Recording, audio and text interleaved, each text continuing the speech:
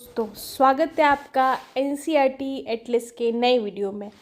अपन अपनी NCERT series को आगे बढ़ाते हुए आज कक्षा 7 के 7th अध्याय ज्योग्राफी के 7th अध्याय के बारे में पढ़ेंगे। ये चैप्टर प्राकृतिक वनस्पति और वन्य जीवों के बारे में बात करता है। विभिन्न क्षेत्रों में पाई जाने वाली वनस्पति पर क्लाइमेटिक इफेक्ट पड़ता है। अपन ने पिछले चैप्टर में जलवायु के बारे में पढ़ा था कि जलवायु किस प्रकार क्षेत्र के अनुसार बदलती है। हर जगह हर समय समान जलवायु या फिर समान मौसम नहीं रहता है। कहीं पर वर्षा बहुत अधिक होती है, कहीं पर बहुत कम होती है, कहीं पर पहाड़ी इलाका है तो कहीं ज़मीन है, कहीं पर सूर्य की रोशनी पूरे वर्ष प्राप्त होती है तो कहीं पर 6 महीनों के दिन और कहीं पर 6 महीनों की रात देखने को मिलती है।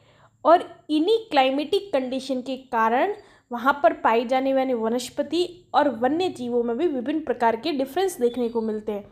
और इसी डिफरेंसेस को आज अपन इस चैप्टर में पढ़ेंगे और जानेंगे कि कैसे वहाँ की क्लाइमेटिक कंडीशन वहाँ की वनस्पतियों को और वन्य जीवों को प्रभावित करती है। तो आगे बढ़ते हैं। सबसे पहले तो इस चैप्टर का नाम क्या है? प्राकृतिक वनस्पति और वन्य जीव। तो सबसे पहले अपन यही जानते हैं कि प्राकृतिक वनस्पति का मतलब क्या होता है।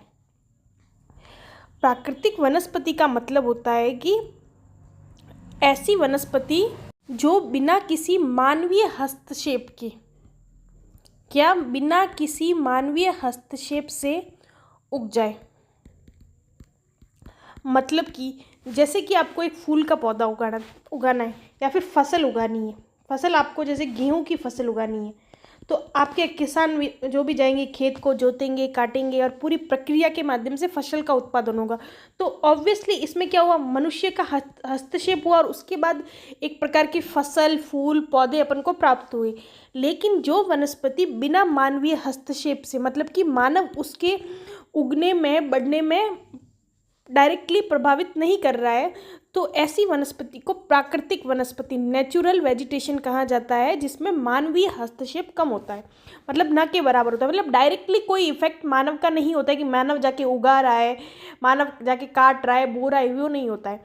जबकि अपन बाकी जैसे फसल होती है, फसल में मानवीय हस्तक्षेप को देखने को मिलता है, तो वो प्राकृतिक वनस्पति नहीं कही जाएगी। प्राकृतिक वनस्पति वो जो बिना मानवीय हस्तक्षेप से उगती है। तो जो प्राकृतिक वनस्पति है ऑब्वियसली वो बिना मानवीय हस्तक्षेप से उग रही है, तो उसके ऊपर किसी न किसी चीज़ का इफेक्ट पड़ रहा है। तो प्राकृतिक वनस्पति जो प्रकृति की चीज़ें हैं, जो प्रकृति की जो चीज़ें हैं उससे प्रभावित होगी। तो प्रकृति में क्या क्या है, जैसे कि तापमान का डायरेक्ट कनेक्शन किसके साथ है? सूर्य के साथ। सूर्य का तापमान जिस क्षेत्र में ज़्यादा प्राप्त होगा वहाँ पर अलग प्रकार की वनस्पति होगी, और जिन क्षेत्रों में तापमान कम होगा वहाँ पर अलग प्रकार की वनस्पति देखने को मिलेगी। उसी प्रकार वर्षा, जिन क्षेत्रों में वर्षा अधिक होती है वहाँ पर अपन को सदाबहार एवरग्रीन फॉरेस्ट देखने को मिलता है। मतलब कि वहाँ पर पूरे वर्ष पौधे हरे भरे अपन को दिखाई देते हैं, जहाँ पर बहुत अधिक वर्षा होती है।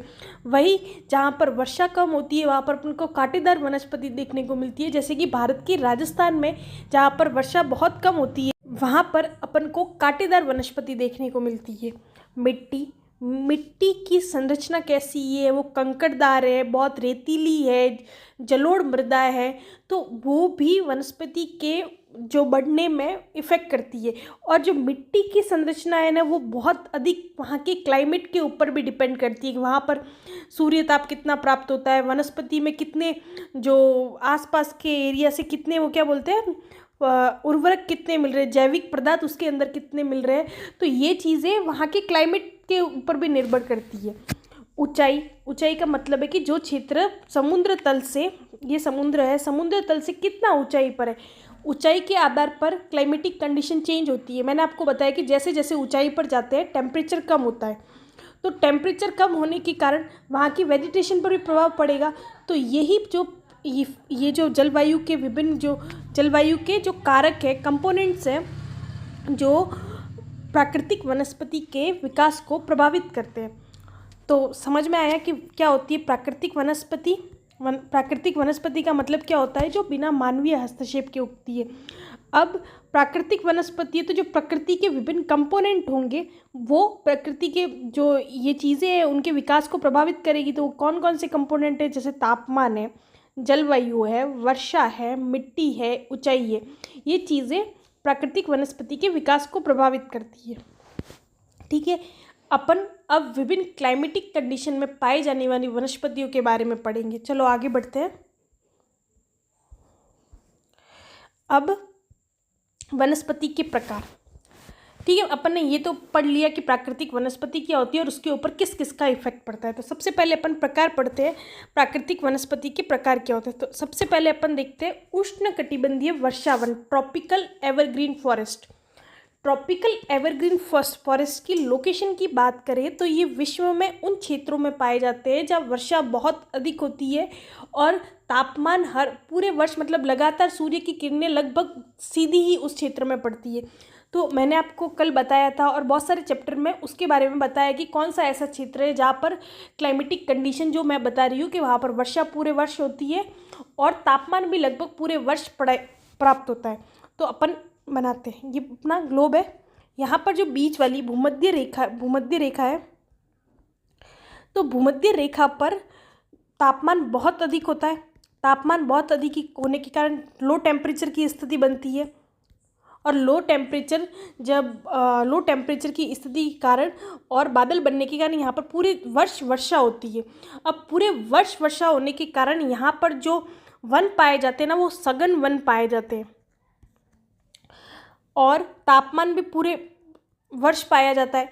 तो तापमान और वर्षा दो बहुत बड़े फैक्टर होते हैं प्राकृतिक वनस्पति के निर्धारण में और ये दोनों भी बहुत अधिक मात्रा में इस क्षेत्र में पाए जाते हैं, इसलिए यहाँ पर उष्णकटिबंधीय वर्षावन पाए जाते हैं। अब उष्णकटिबंधीय एवरग्रीन का मतलब क्या होता है कि ये जो वर्षावन है ना, ये अपनी जो पत्तियाँ है ना, कुछ पेड़ों में ये विशेषता होती है कि कुछ विशेष ऋतु में ही अपने पत्ते गिरा देते हैं, तो वो पतझड़ की ऋतु होती है। लेकिन जो ये उष्णकटिबंधीय वर्षावन होते हैं ना, ये अपनी पत्तियां अलग अलग समय गिराते हैं। इसके कारण ये लगभग अपन को पूरे वर्ष हरे भरे ही दिखाई देते हैं। कभी भी ऐसे पूरी तरह वन के सारे पेड़ एक साथ पत्तियां गिरा के पूरा उजाड़ वन की जैसे नहीं दिखा देते। ये लगभग अपन को पूरे वर्ष एवरग्रीन के रूप में मतलब ग्रीनरी के रूप में दिखाई देते हैं, इसलिए उष्णकटिबंधीय वर्षावन ट्रॉपिकल एवरग्रीन फॉरेस्ट भूमध्य रेखीय क्षेत्रों में जहाँ वर्षा अधिक होती है, घने और ऊंचे पेड़। और एग्जाम्पल क्या है, सोगान, मोहगनी और रोजवुड। आपको ये एग्जाम्पल याद रखने हैं, ये इवन यूपीएससी के एग्ज़ाम में भी एक दो एग्ज़ाम यूपीएससी के दो प्रीवियस ईयर क्वेश्चन में ये मतलब 2-3 क्वेश्चन ऐसे हैं जो इससे रिलेटेड पूछे गए। ठीक है, तो आई थिंक आपको समझ में आ गया होगा उष्णकटिबंधीय वर्षावन कहाँ पाए जाते हैं विश्व के संदर्भ में। अब भारत के संदर्भ में बात करें तो वैसे तो मैंने मैप ये दे रखा है, ये विश्व के संदर्भ में बात करें तो ये भूमध्य रेखा यहाँ से गुजर रही है, यहाँ से यहाँ से। तो ये वाला जो क्षेत्र है ना, ये वाला ये जो अमेज़न वन, ये कांगो बेसिन और ये वाला क्षेत्र, यहाँ पर उष्णकटिबंधीय वर्षावन पाए जाते हैं। ठीक है, अब भारत के संदर्भ में बात करें तो भारत में उष्णकटिबंधीय वर्षावन जहाँ पर वर्षा बहुत अधिक होती है, एक तो ये पश्चिमी घाट का क्षेत्र है जहाँ पर बंगाल की खाड़ी की जो धाराएं आती है ना मानसून की, वो इधर आके डायरेक्ट टकराती है तो बहुत अधिक वर्षा होती है। और ये यहाँ पर अरब सागर की जो धारा है ना वो डायरेक्ट टकराती है। यहाँ पर जो ये पूर्वी ये मेघालय का पठार पाया जाता है, तो मेघालय के पठार के टकराकर इधर बहुत अधिक वर्षा होती है। और मौसिनराम जो विश्व के सबसे अधिक वर्षा वाला क्षेत्र है वो इधर ही पाया जाता है। तो यहाँ पर भी अपन को एवरग्रीन फॉरेस्ट उष्णकटिबंधीय वर्षावन देखने को मिलते हैं। ठीक है, एग्जाम्पल याद रखना है, एवरग्रीन फॉरेस्ट जो वर्षावन है वो अपन को अधिक वर्षा अधिक तापमान वाले क्षेत्रों में देखने को मिलेंगे। एग्जाम्पल मोहगनी, रोजवुड और सौगान। और भी एग्जाम्पल है, देवदार भी उसी में आता है। और उसके अलावा ये विश्व के संदर्भ में बात करें तो भूमध्य रेखीय क्षेत्र में पाए जाते हैं। और भारत में पश्चिमी घाट के पश्चिमी छोर पर मतलब ये पहाड़ है ना, तो उसके इधर साइड ये पाए जाते हैं। और पूर्वी क्षेत्र में अपन को मेघालय के पठार के आसपास मौसिनराम चेरापूंजी में ये चीज़ देखने को मिलती है। अब आगे बढ़ते हैं। उष्णकटिबंधीय वर्षा वन के बाद आते हैं उष्णकटिबंधीय पर्णपाती वन। उष्णकटिबंधीय पर्णपाती वन, यहाँ पर वर्षा का जो टाइप है ना वो है ना मध्यम वर्षा, मतलब बहुत अधिक नहीं, मध्यम वर्षा पाई जाती। वर्षा वाले क्षेत्रों में टेम्परेचर लगभग मतलब नॉर्मल टेम्परेचर मतलब आप 25 या 35 डिग्री के आसपास का टेम्परेचर इस क्षेत्र में पाया जाता है। और ये पर्णपाती वन ये है ना, मतलब जैसे एवरग्रीन फॉरेस्ट वर्ष के किसी भी समय एक साथ पत्तियां नहीं गिराते। जो पर्णपाती वन है ना वो एक सीजन में अपनी सारी पत्तियां गिरा देते हैं। पतझड़ का मौसम होता है ना जब ये अपनी पत्तियां सारी गिरा देते हैं और कुछ इस प्रकार से अपन को ये दिखाई देते हैं, तो इसीलिए इसको उष्णकटिबंधीय पर्णपाती वन ट्रॉपिकल डेसिडियस फॉरेस्ट बोलते हैं। इनके एग्जाम्पल साल, शीशम, शौगान। ठीक है, विश्व के संदर्भ में बात करें तो भारत के संदर्भ में बात करें तो भारत में ये जो बीच वाला क्षेत्र है ना, यहाँ पूरा ये पर्णपाती वनों से ही संबंधित है। ये वाला क्षेत्र मध्य प्रदेश है, झारखंड है, गुजरात के भी क्षेत्र में, महाराष्ट्र, कर्नाटक, तमिलनाडु, ये वाला क्षेत्र है ना, यहाँ पर ट्रॉपिकल डेसिडियस फॉरेस्ट पाए जाते हैं। ठीक है, और वर्ल्ड के संदर्भ में बात करें तो वर्ल्ड में ट्रॉपिकल डेसिडियस फॉरेस्ट ये वाला जो क्षेत्र है, ये देखो ये ट्रॉपिकल डेसिडियस फॉरेस्ट, यहाँ पर है ना जिन क्षेत्रों में मानसूनी वर्षा होती है, जैसे भारत में मानसूनी वर्षा का इफेक्ट है, यहाँ पर भी बारिश होती है, यहाँ पर पाए जाएंगे। यहाँ पर जो ये चक्रवात से प्रभावित होता है, मतलब शीतोष्ण कटिबंधीय चक्रवात के कारण यहाँ बारिश होती है, तो इधर पाए जाते हैं, इस वाले क्षेत्र में पाए जाते हैं। तो ये है ना, इनको है ना मॉनसूनी वन भी कहा जाता है। मॉनसून के प्रभाव स्वरूप इनका विकास होता है, तो मॉनसूनी वन भी कहे जाते हैं इनको। ठीक है, अब आगे बढ़ते हैं कांटेदार वन। कांटेदार वन के बारे में मैंने आपको आगे बताया कि जिन क्षेत्रों में वर्षा बहुत कम, इवन 50 सेंटीमीटर से भी कम वर्षा जिन क्षेत्रों में होती है ना, वहाँ पर वनस्पति के विकास के लिए प्रॉपर मतलब इन्वायरमेंट नहीं होता है, तो मतलब बहुत अधिक टेम्परेचर बहुत अधिक होता है इस क्षेत्र में और बारिश बहुत कम होती है। टेम्परेचर बहुत अधिक होने के कारण जो पेड़ पौधे होते हैं ना वो अपन को उसी प्रकार अडप्ट कर लेते हैं। अपन को मतलब कि जो पेड़ पौधे होते हैं ना वो टेम्परेचर अधिक होने के कारण खुद को उसी प्रकार अडप्ट कर लेते हैं।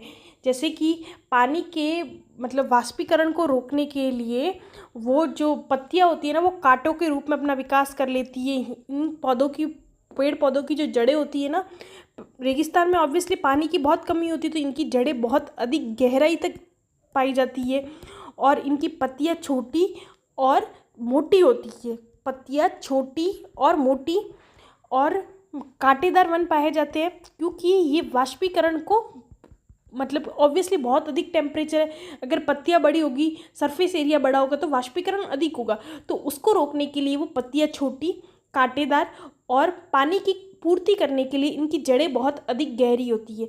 भारत के राजस्थान में अपन को इस प्रकार के पेड़ पौधे देखने को मिलते हैं।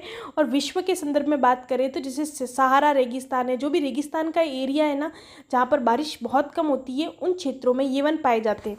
एग्जाम्पल की बात करें तो कैक्टस है, बबूल है, खेजड़ी है, इसी प्रकार के वनों में आते हैं। आई होप आपको समझ में आया, कंफ्यूज नहीं होना। उष्णकटिबंधीय वर्षा वन उन क्षेत्रों में पाए जाते हैं जहाँ वर्षा बहुत अधिक होती है, तापमान वर्ष भर प्राप्त होता है उस क्षेत्र में।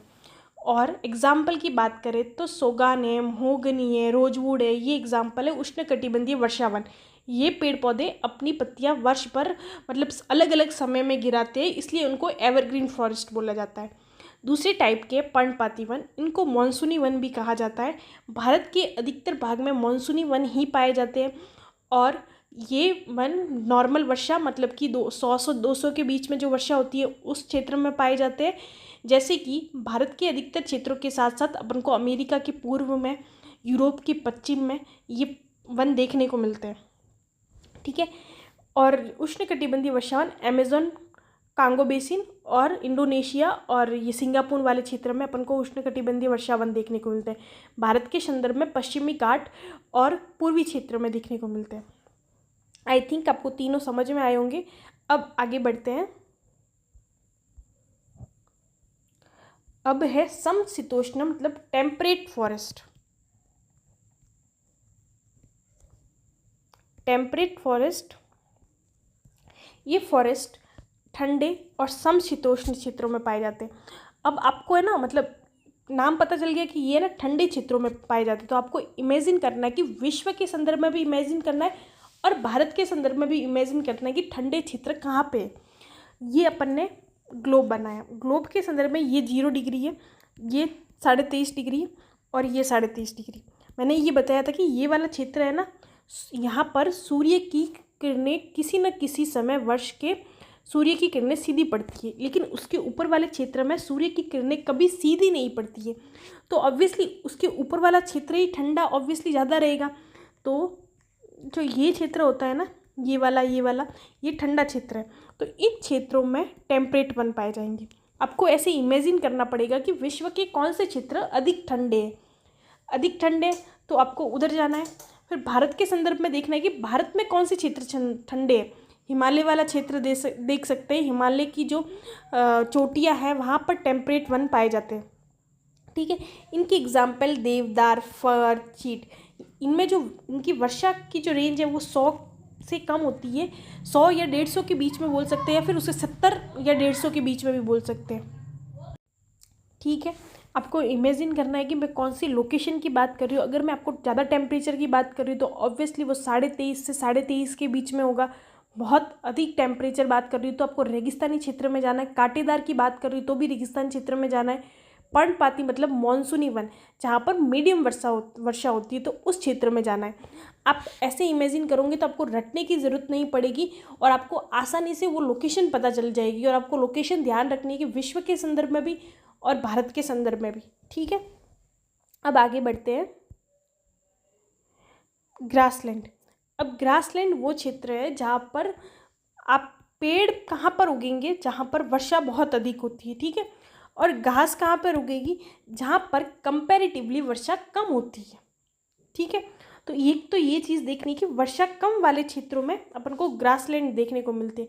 तो अपन वापस ग्लोब पे जाए, ग्लोब पे 0 डिग्री और 23.5 डिग्री वाला जो क्षेत्र है ना, वहाँ पर टेम्परेचर अधिक होता है। तो ये वाला क्षेत्र टेम्परेचर अधिक होने के कारण, टेम्परेचर अधिक होगा, हवा ऊपर उठेगी, लो टेम्परेचर एरिया, तो हाई टेम्परेचर से लो टेम्परेचर की तरफ हवा आएगी और बारिश करवाती है।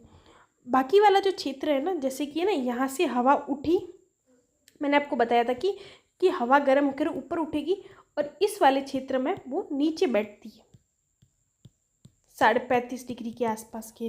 तो जहाँ पर वो नीचे बैठेगी ना, तो वो हाई प्रेशर एरिया बनेगा। तो जो हाई प्रेशर एरिया होता है ना, वहाँ पर बारिश नहीं होती है।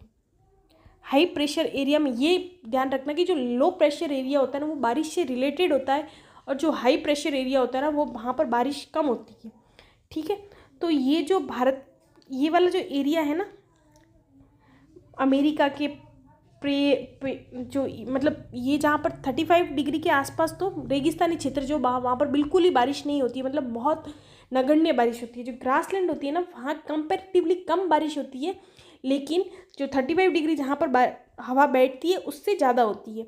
तो जहाँ पर बहुत कम होती है तो वहाँ पर तो कांटेदार वन और बिल्कुल वनस्पति, बहुत नाम मात्रा की वनस्पति पाई जाती है। लेकिन जहाँ पर ठीक ठाक बारिश होती है तो वहाँ पर घास के मैदान अपन को देखने को मिलते हैं, जैसे कि अफ्रीका के सवाना, एशिया में स्टेपीज, ये इधर वाले क्षेत्र में स्टेपीज पाए जाते हैं, और अमेरिका के प्रेयरीज। ये नाम याद रखने की, अमेरिका के प्रेयरीज, एशिया के स्टेपीज, अफ्रीका के सवानास, दक्षिण अमेरिका के पंपास। ये जो क्षेत्र है वहाँ पर बारिश कंपैरेटिवली कम होती है, और कम होने के कारण वहाँ पर पेड़ों का विकास इतना नहीं हो पाता है। तो वहाँ पर अपन को घास के मैदान देखने को मिलते हैं। घास के मैदान विश्व के धान्यगार भी कहा जाते मतलब यहाँ पर फसलों की उपज बहुत ज़्यादा होती है। जैसे अमेरिका के स्टेपीज जो प्रेयरीज है ना, वो विश्व के धान्यगार भी कहा जाता है। यहाँ पर मक्का और गेहूं की बहुत अधिक खेती होती है, और यही चीज़ें एशिया के स्टेपीज के संदर्भ में भी सही है, ठीक है। तो घास के मैदान ये अपन को लोकेशन के हिसाब से ये इधर देखने को मिलते हैं। भारत के हिमालयाज़ में भी घास के मैदान पाए जाते हैं, और अपन को ये ठंडे वाले क्षेत्र होते हैं ना, मतलब कि उच्च अक्षांशों पे घास के मैदान मोस्टली देखने को मिलते हैं। लेकिन घास के मैदान दो टाइप के होते हैं, एक तो उष्णकटिबंधीय घास के मैदान, एक मिनट में आपको है ना कन्फ्यूज़न आपका दूर कर लिए। जो घास के मैदान होते हैं ना, वो कम बारिश वाले क्षेत्रों में पाए जाते हैं। लेकिन इनके फिर भी दो टाइप है, एक तो उष्णकटिबंधीय वर्षावन, उष्णकटिबंधीय घास के मैदान, और एक होते हैं टेम्परेट घास के मैदान।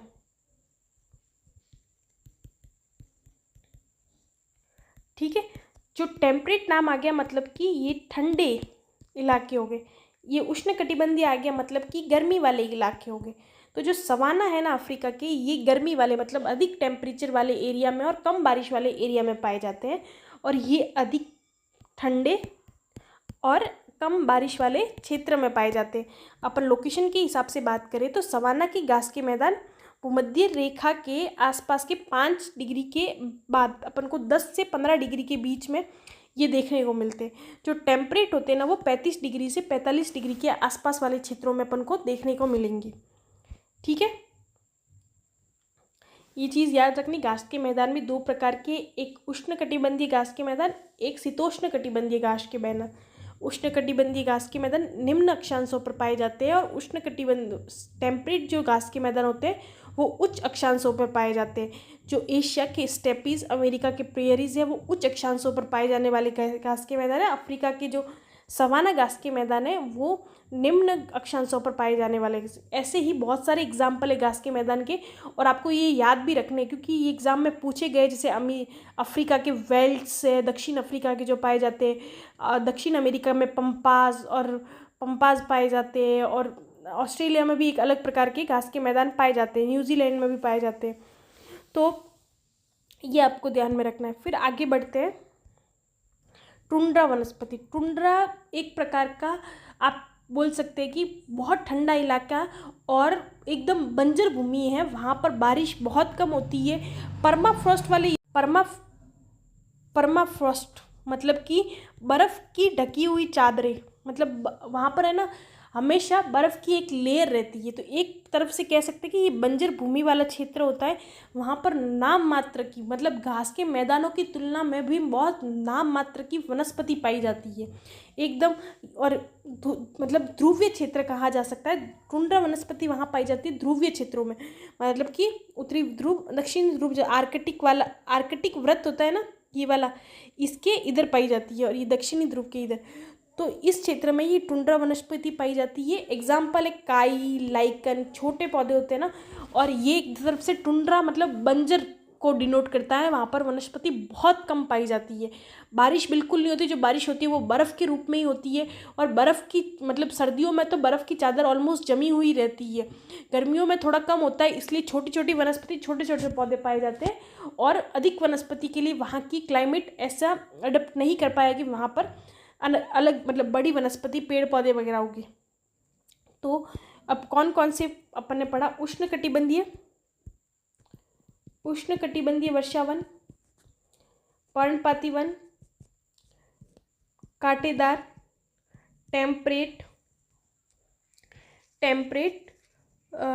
टुंड्रा वनस्पति, और घास के मैदान। ठीक है, अब मैंने ये बताया कि विश्व के विभिन्न क्लाइमेटिक क्षेत्रों में वहाँ पर तापमान, जलवायु, वर्षा के डिफरेंस के कारण अलग अलग प्रकार की वेजिटेशन पाई जाती है। इसी वेजिटेशन और क्लाइमेटिक डिफरेंस के कारण अलग अलग क्षेत्रों में जो जीव जंतु पाए जाते हैं वो भी अलग है। जो ठंडे क्षेत्रों में जीव जंतु पाए जाएंगे वो जो उष्णकटिबंधीय क्षेत्रों मतलब कि जो इस क्षेत्र में मतलब ठंडे इलाकों में जो वनस्पति और जीव जंतु पाए जाएंगे वो ऑब्वियसली इस वाले क्षेत्रों में जो जीव जंतु पाए जाएंगे उससे डिफरेंस देखने को मिलेगा। जो रेगिस्तान में जीव पाए जाएंगे वो वेट इलाके मतलब जो गीले इलाके हैं ना उसकी तुलना में अलग पाए जाएंगे। जैसे कि आपने अपने आसपास की प्रकृति को नोटिस किया हो, तो आप जिस क्षेत्र में रहते हो, जैसे कि राजस्थान के अगर जैसलमेर में रह रहे हो तो आपको जो ऊँट है ना, ऊँट जानवर, ऊँट वो सामान्यतः देखने को आराम से मिल जाता है।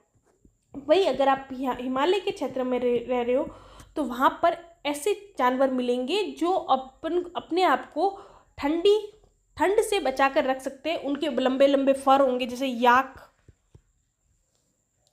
अपन को देखने को मिलेगा, हिम तेंदुआ देखने को मिलेगा, लाल पांडा देखने को मिलेगा। तो ये ठंडे इलाकों में पाए जाने वाले जानवर है।